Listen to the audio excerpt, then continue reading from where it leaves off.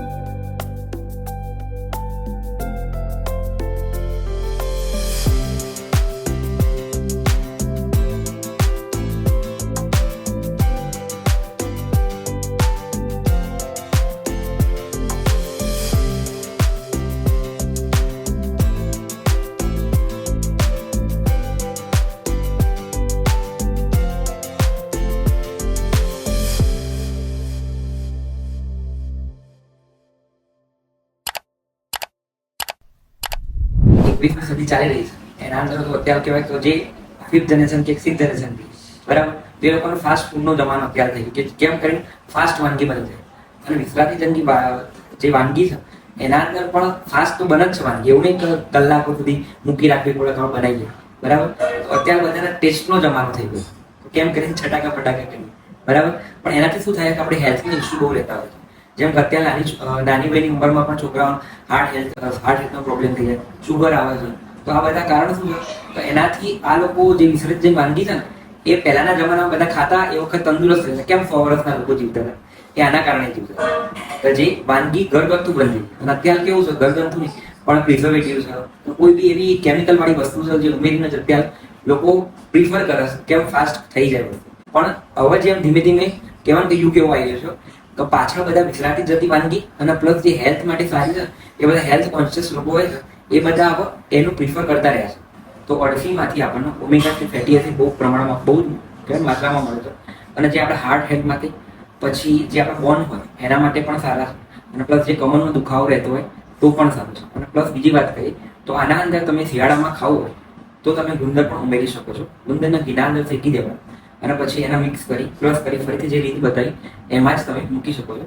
અને એના લાડવા ખાવાથી ઢીચણના દુખાવામાં પણ રાહત રહે છે, અને પ્લસ જેના કહેવાય કબજિયાત રહેતી હોય એના માટે પણ સારું છે. અને પ્લસ જે હેરની ગ્રોથની વાત કરીએ તો પણ ઓમેગા 3 ફેટી એસિડથી હેરની પણ ગ્રોથ સારી એવી થાય છે. અને પ્લસ બીજી વાત કરીએ તો અળસીના બીને તમે કહેવાય ને ક્રશ કરી માથામાં લગાવો તો વાળ પણ સારા એવા સિલ્કી બને.